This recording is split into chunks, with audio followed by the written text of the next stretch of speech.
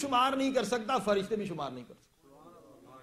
اب بتائیے، اللہ کو اتنا اتحاد پسند ہے، یونٹی پسند ہے، جو میں نے عرض کیا سب سے زیادہ ویلیو اسلام میں یونٹی کو ہے۔ نماز کا مقصد کیا ہے؟ یونٹی ہو۔ اکیلے پڑھیں تو ایک رکعت، یہاں پڑھیں تو ملینز رکعت۔ تقریباً جو روزانہ جماعت نہیں پڑھتے وہ 1 ملین کا نقصان ہم کرتے، 1 ملین کا، اتنا ثواب زیادہ ہے۔ کیوں؟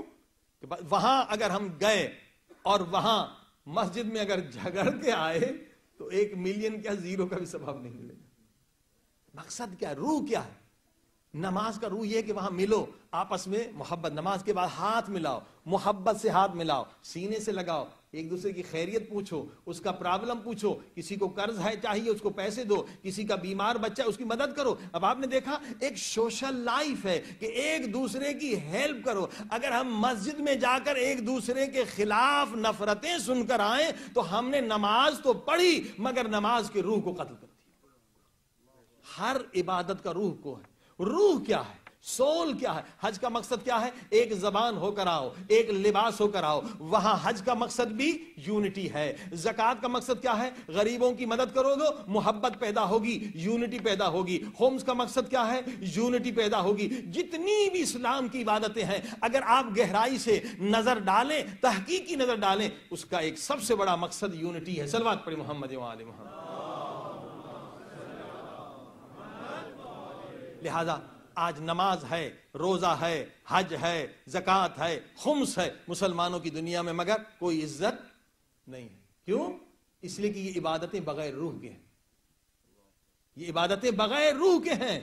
مقصد ختم ہو گیا، نماز پڑھ رہے ہیں مگر شیعہ سنی کو برا بھلا کہہ رہا ہے، سنی شیعہ کو برا بھلا کہہ رہا ہے، اور اللہ سے کہہ رہا ہے ایاک نعبد، اے خدا جتنے لا الہ الا اللہ والے ہیں نا ان سب کی مدد کر، اور خود مدد نہیں کرتا، خود گالی دیتا ہے۔ صلوات پڑھے محمد و آل محمد۔ ہاں جی، خدا سے کہتا ہے نماز میں کہ ہم سب اللہ کے بندے ہیں، جو بھی تیری نمازی ہیں سب بندے ہیں میرے، اللہ سب کی مدد کر، اور اسپیکر پہ آ کر وہ اس پہ گالی دیتا ہے، وہ اس پہ گالی دیتا ہے۔ یعنی روح ہے، عبادت نہیں ہے۔ عبادت رہ گئی جنازے کی طرح، روزہ ہے مگر روح نہیں، حج ہے مگر روح نہیں، زکوٰۃ ہے مگر روح نہیں۔ عزیزان گرامی، یہ آج ہم مسلمانوں کی بدبختی ہے۔ روح کب آئے گی؟ جب جہالت ختم ہوگی۔ ہر عبادت کا مقصد ہے اور ہر عبادت کا فلسفہ ہے اور ہر عبادت کی تاریخ ہے۔ صلوات پڑھ محمد و آل محمد۔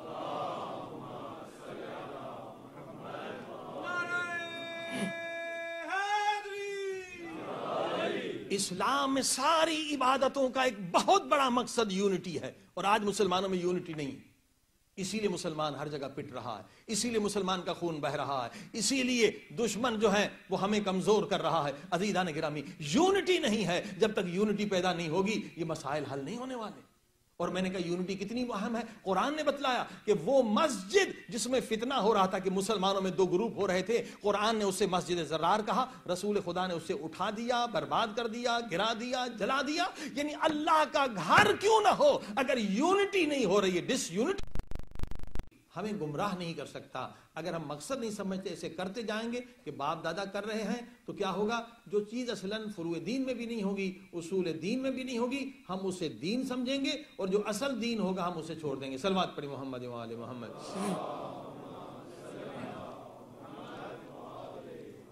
لہذا میں نے عرض کیا کہ رسول خدا صلی اللہ علیہ وسلم نے یونٹی کے لیے مسجد کو گرا دیا، مسجد زرار بنا دیا، قرآن کی آیت آ گئی۔ اور اسی طرح سے مولا علی علیہ السلام، ہم شیعوں کا عقیدہ ہے کہ پہلی خلافت مولا علی علیہ السلام کا حق تھا، لیکن آپ نے دیکھا اگر ہم شیعہ ہیں، اگر مولا علی کے ماننے والے ہیں تو ہمیں بھی یونٹی کے لیے قربانی دینی ہوگی۔ مولا علی نے اپنی خلافت کے لیے تلوار نہیں اٹھائی، اور آپ جانتے ہیں نہج البلاغہ شیعہ سنی کتابوں میں موجود، سنی بھی مانتے، شیعہ بھی مانتے، ابن الحدیث سنی ہے، اس نے شرح لکھی ہے نہج البلاغہ کی، نہج البلاغہ کو سب مانتے ہیں۔ اس میں آپ نے دیکھا کہ مولا علی کے گلے میں رسا بھی پڑا، مولا نے تلوار نہیں اٹھائی۔ یونٹی کی اتنی اہمیت ہے، اور ہم شیعوں کا عقیدہ ہے عزیزان گرامی کے دروازے پر آگ لگی، دروازہ گرایا گیا، بی بی زخمی ہوئی، مگر یونٹی کے لیے مولا علی نے تلوار نہیں اٹھائی، اور حضرت محسن شہید ہوئے، حضرت علی علیہ السلام نے یونٹی کے لیے تلوار نہیں اٹھائی۔ اب یہ اتنے دلیل ہیں، اس کا کوئی بھی جواب نہیں دے سکتا کہ یونٹی کتنی اہم ہے۔ اب اگر ہم کسی کے رہبر پہ لعنت کریں، تبرہ بازی کریں، تو بتائیے ہم مولا علی کے دوست کہلائیں گے یا دشمن کہلائیں گے، مولا علی کے مشن پہ چل رہے ہیں یا کسی اور کے مشن پہ چل رہے ہیں. لہذا خبردار ہو جائیے کہ منافق ادھر بھی ہیں، منافق ادھر بھی ہیں، شیعوں کے اندر بھی ہیں، سنیوں کے اندر بھی ہیں، لیکن اصل میں یہ شیعہ نہیں اور اصل میں وہ سنی نہیں. وہاں پر خارجی ہیں جو سنیوں کا لباس پہن لیتے ہیں، اور یہاں پر نصیری ہیں جو شیعوں کا لباس پہن لیتے ہیں. صلوات پڑھی محمد و آل محمد.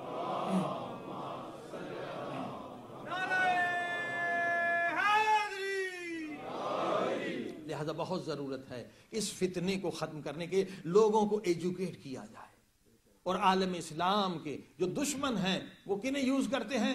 وہ ضمیر فروش علماء کو، جو یہ لعنت پھیلاتے ہیں ٹیررزم کی، جو لوگوں کا برین واش کرتے ہیں، جو سوسائیڈ اٹیک کے لیے تیار کرتے ہیں. یہ ضمیر فروش علماء ہیں جو آج عالم اسلام کے دشمنوں کے لیے اعلی کار بن چکے ہیں. عزیزان گرامی، اس کی وجہ یہ ہے کہ دیکھیے ایران میں، عراق میں تو مجتہدین ہوتے ہیں. اگر کوئی ایسا ٹیڑھا عالم پیدا ہو جائے جو ایسی حرکتیں کرے جسے علماء سو کہتے ہیں، اور یہ بھی سن لیں کہ علماء سو کے بارے میں ہماری یہاں احادیث ہیں، رسول خدا کی احادیث ہیں، قرآن کی آیتیں ہیں، اماموں کے فرمان ہیں. امام فرماتے ہیں، امام زین العابدین امام محمد باقر علیہ السلام، امام جعفر صادق علیہ السلام فرماتے لوگوں علماء سو سے بچو. وہ علماء جو پیسے کی خاطر دین بیچ دیں، ایمان بیچ دیں، فرقہ پرستی پھیلائیں اور اپنے اللہ کی رضا کے لیے نہیں، لوگوں کی رضا کے لیے الٹی سیدھی باتیں کریں اور تفرقہ پھیلائیں. فرمایا ایسے علماء سے بچو. کیوں؟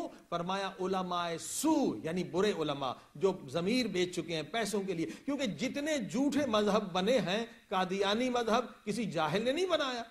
کس نے بنایا؟ جتنے مذہب جنہیں اہل اسلام نہیں مانتا، بہائی مذہب کو مسلمان نہیں مانتے، قادیانی مذہب کو مسلمان نہیں مانتے، یہ کس کا مذہب ہے؟ کس جاہل نے بنایا؟ مذہب کبھی کوئی جاہل نہیں بناتا ہے، عقیدہ کبھی کوئی جاہل نہیں بناتا، جاہل استعمال ہو جاتے ہیں. اسی طرح سے آج یہ ٹیررزم کا عقیدہ بنایا ہے، یہ کسی جاہل نے نہیں بنایا، یہ علماء ہیں. مگر یہ کون سے علماء ہیں جنہوں نے ایکسٹریمزم پیدا کیا ہے، جنہوں نے ٹیررزم پیدا کیا ہے؟ یہ علماء سو ہیں جو پوری دنیا کے اسلام کے لیے بدنامی کا سبب ہو رہے ہیں. اور امام فرماتے ہیں علماء سو یزید کے لشکر سے زیادہ خطرناک. اتنا سخت جملہ کا. یہ علماء سو جو ہیں یزید کے لشکر سے زیادہ خطرناک ہیں، کیونکہ یزید کے لشکر نے ہمارا مال لوٹا تھا، یہ تمہارا ایمان لوٹ لے.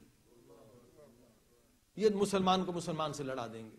یہ سوسائیڈ کرنے کے لیے ایک بیچارے جاہل بچے، جاہل جوان کو تیار کر لیں گے اور پورا مسلمان، پورے اسلام کو بدنام کر دیں گے. یہ علماء سو ہیں. عزیزان گرامی، اب ہمارے یہاں مشکل یہ ہے کہ پاکستان انڈیا میں ہر ایک آزاد ہے، جو بھی عالم بن جائے. کسی مدرسے میں نہیں گیا تو بھی عالم بن جاتا ہے، یونیورسٹی والا ہے تو بھی عالم بن جاتا ہے، جس کی مرضی وہ ممبر پہ بیٹھ جاتا ہے، بلکہ گانے بجانے والے بھی بیٹھ جاتے ہیں. صلوات پڑھیں محمد و آل محمد.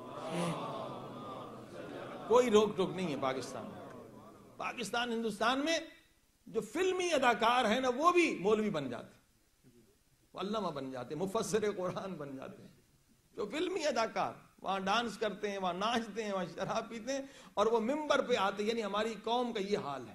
کوئی روک ٹوک نہیں ہے. مگر مجال نہیں ہے کہ ایران میں ایسا، عراق میں بہرحال وہاں علماء ہیں، وہاں مجتہدین ہیں. تو بہت ضرورت ہے کہ پاکستان میں اور انڈیا میں ایک علماء کی سپریم کاؤنسل ہو، جو اتھارٹی ہو، جو کہے کہ یہ ممبر پہ جا سکتا ہے، یہ ممبر پر نہیں جا سکتا. اگر جب تک کہ علماء کی سپریم کاؤنسل جس میں متقی لوگ ہوں نہیں بنے گی، یقین جانیے ٹیررزم بھی ختم نہیں ہوگا. صلوات پڑھی محمد و آل محمد.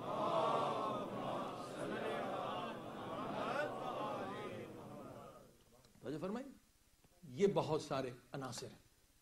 آئیے دعا کریں خدا سے کہ خدا ہم سب کو توفیق دے کہ ہماری ہی زندگی میں یہ ٹیررزم کا خاتمہ ہو جائے، یہ دہشت گردی کا خاتمہ ہو جائے، یہ فرقہ پرستی کی لعنت کا خاتمہ ہو جائے اور دنیا میں مسلمان متحد ہو جائیں اور اپنی کھوئی ہوئی عزت و عظمت کو واپس لیں.